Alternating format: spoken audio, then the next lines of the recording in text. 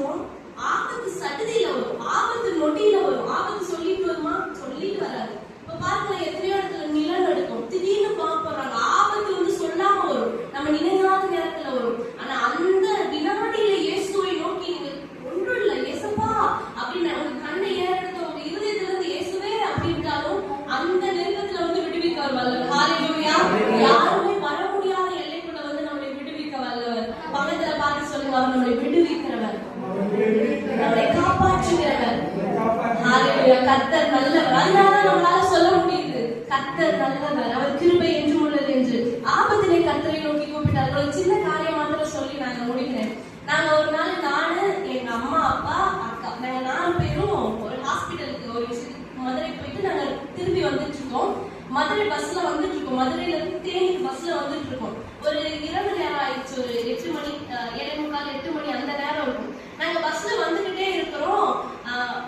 ஒரு மாதிரி இருந்துச்சு, எங்களுக்குள்ள ஒரு கலக்கம் இருந்துச்சு. நானும் அக்கா, அம்மா 3 பேரும் ஒரே சீட்ல உட்காந்துருக்கோம், 3 சீட்ல உட்காந்துருக்கோம்.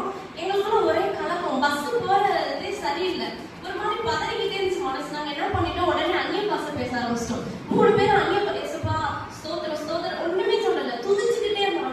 நல்லவர், சர்வவல்லவர், நான் என்ன சொல்லி சொல்லி 3 பேருமே எங்க சத்தம் எங்க 3 பேர் கேட்குது. நாங்க துதிச்சுக்கிட்டே வரோம் பஸ்ல. அங்க நடந்தது என்ன தெரியுமா? எதுக்கு நாங்க துதிச்சோனே தெரியல, ஆனா எங்களுக்கான ஒரு ஆபத்து அங்க காத்து இருந்துச்சு. என்ன அப்படின்னா, பஸ் போயிட்டே இருக்கு, பஸ்ஸோட கண்ட்ரோல நிறுத்த முடியல, பஸ்ல இருந்து பயங்கர புகை கிளம்பிக்கிட்டு இருக்கு. இப்போ அந்த பஸ் இன்னும் ஒரு 10 நிமிஷம் போச்சுன்னா பஸ் ஃபுல்லா தீ பிடிச்சிடும். நடந்தது என்ன தெரியுமா? பஸ் போய்கிட்டே இருக்கிறப்ப ஆப்போசிட்ல ஒரு பைக்ல ஒரே ஒரு சத்தம், பஸ்ஸை நிறுத்துங்க தீ பிடிக்குதுன்னு ஒரே ஒரு சத்தம். அது யாரு அந்த சத்தத்தை போட்டாலே எனக்கு தெரியாது, அந்த பைக்காரங்க யாருமே தெரியாது. அப்படியே கிராஸ் ஆகி போறாங்க. டிரைவர் பஸ் எவ்வளவு கண்ட்ரோல் பண்ணி ஸ்டாப் பண்ணிட்டு உடனே எல்லாரும் கீழே இறங்கினாரு. டக்கு டக்குன்னு இறங்கணும். இறங்கின ஒரு 2 நிமிஷத்துல அந்த பஸ்ல இருந்து ஃபுல்லா போக, இன்ஜின் ஃபுல்லா. இன்னும் கொஞ்ச நேரம் சூடாயிடுச்சுன்னா நிறைய பேர் சொல்றாங்க, அதுக்கு வந்து அந்த ரெஸ்கியூ பண்றதுக்குலாம் நிறைய பேர் வந்தாங்க.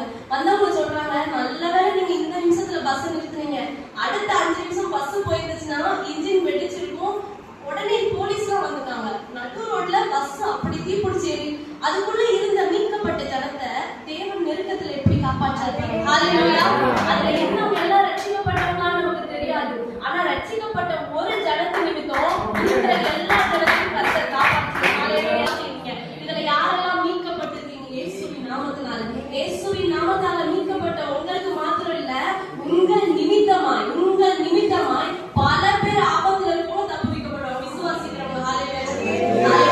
இதனாலதான் நம்மளால சொல்ல முடியும், கர்த்தர் நல்லவர், அவர் கிருபை என்று. ருசிக்காத ஒருத்தனால சொல்லிட முடியாது, எழுதி வச்சு சொல்லிட முடியாது. ஆனா வாழ்க்கையில நம்ம ருசித்து பார்க்கிறோம். அந்த 6வது வசனத்தை மறுபடியும் வாசிங்க.